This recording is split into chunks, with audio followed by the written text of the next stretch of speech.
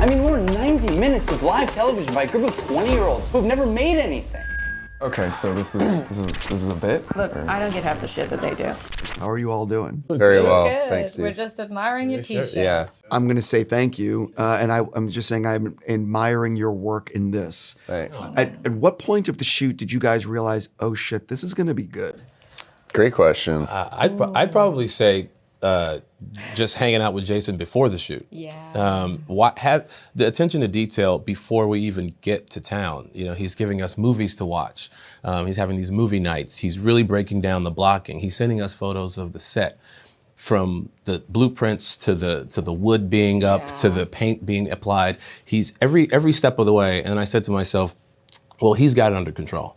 When he's paying attention to that much, all I have to do is worry about the things that I need to worry about and getting along with everybody else. You know, so even before we got there, the name Jason Reitman told me that we were going to be just fine. Jason sent us, I think most of us, a very similar email when we each got the role, saying that his goal with the movie was to capture the essence of these people and the spirit of this moment in time. And that there is a tendency with a film like this and with characters like these to want to understand every single moment of their life. But that he was going to beg us not to feel like we needed to do that. And that we could just like jump with him and trust that the reason we each had been cast is that he felt like we each held some element of these amazing people. And that to me was just like a symbol of that this was going to be a special movie. Like, what a lovely vision for something that just could have been a tricky thing to tackle. I mean, SNL is such an institution. More ways for this to go sideways than forwards, for sure. Yeah, that's a good way of putting it. I think for me, it was about halfway through the shoot, and we were recreating the screen tests for these characters, which is how the film begins. You sort of get introduced to our faces as these characters. Because unlike these two who had the pleasure of working together, we didn't all work with each other. So there were a lot of people, I didn't see their performances. Funny. So the first time I was really seeing a lot of, especially the not ready for primetime players, was when we recreated these screen tests. So I'm sitting there, you know, Jason was like, we're gonna do 2 takes of the screen test. In between that, you need to stay in character, and everyone else in character can ask you whatever questions they want. And so everyone had to improv as these legends. And I was blown away because every single person was existing as their character. And it was the moment where I was like, oh my gosh, this is like the varsity team. It was unbelievable, and I felt very confident after that. Do you remember the moment we had our table read? And prior to the table read, we're all discussing how deep into the dialect are you getting? How deep into the isms are you getting? We're asking those questions, and then we all start reading because we're feeling it out still, and we all start reading, and then Nick Padani starts, he plays Billy Crystal in the movie, he starts speaking, and then everybody looked over and went, what the fuck? Yeah, because that voice is crystal clear, if you will. So that was another moment where I went,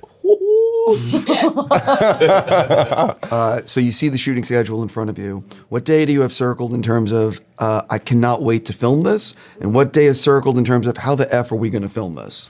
Ooh, for me, it was get me a shotgun, that moment.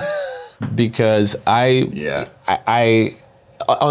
camera, in a serious manner, I've never been asked to sing. So this was the first time. And so that, I was extremely nervous. This cast is filled with performers and singers, you know, they have amazing voices, and they have processes on how to warm up and do all these things.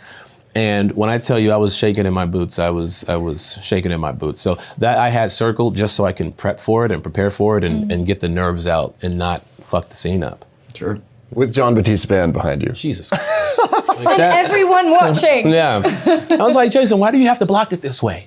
Why do you have to have the entire cast staring at me? Half of which are Broadway singers. I think the scene that I was most nervous about, it's the second time you see Chevy. He's talking to these affiliates. And I remember reading this scene, and at the end of the scene, I end up meeting Dave Tebbutt, who's an NBC executive, played by Willem Dafoe, and he basically says to Chevy, "You're the next Johnny Carson." And it really launches Chevy's arc for this film, and it's a really important moment because it's the thing that like sends his ego, which is the thing that later has to be smashed to the ground. And so it's a really important moment. So I'm like, wow, I have to earn that compliment. And I had said to Jason, I was like, I feel like there needs to be more in this space to really earn that. And I just kept feeling this instinct. I was like, there has to be more, there has to be more. So at this point, I had like sort of started to improv a little bit as Chevy around set and make jokes and ask questions. It was uncanny what he was doing in terms of Chevy improv. Like it was Chevy Chase. So I had never done this before, and I'm certainly not a comedian, and I'm not really a writer. But I started writing out jokes that I could add to the beginning of this scene. And when I showed up that day, I said to Jason, I was like, hey, I just have some like ideas, like some jokes to try out. Maybe like, I was like, do you want me to read them to you or show them to you? He was like, no, just you have to do the first line because that's how I panned you. Then get up there and do whatever you want. And so I got up on this stage, and without rehearsing or telling him or anything, I just started a stand-up set as Chevy with these jokes that I had written, and some of them are in the beginning of that scene, so And I it's kept amazing. them. He got up there and he was like, "Ooh, women be shopping, don't they?"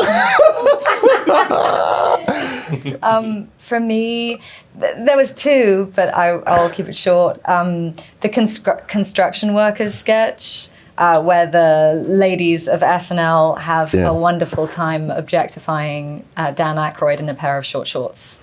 I had thought that I was going to pay tribute to Rosanna Dana in that sketch. I was like, I'm going to do a little nod to that voice. And I presented it to my dialect coach, the amazing Liz Hummelstein. And this was like, Ella, your Gilda voice is great, but honestly, you sound like a Spanish man. And so I did what Jason had suggested I do and did like a brassy Brooklyn man's accent. It's so good. Which was so much fun. We had too much fun, but it was a day where I was like, it just, to me, encapsulates the like vivacious spirit of Gilda. And I wanted to feel like rooted in my body and to trust that I could be funny. It's funny. We've all said to her face and behind her back that she does indeed sound like a Spanish man. So that's true. Me. That's true. That's who I am. A Spanish man. I am Jose. I was like, hey, hermano. Hey. I need to stop there. I'm just going to say congrats seriously on the movie. Thanks. And have fun working with Nick Cage. Oh, thank you. Spider-Noir. Thank you very much. Which I cannot wait for. Me either.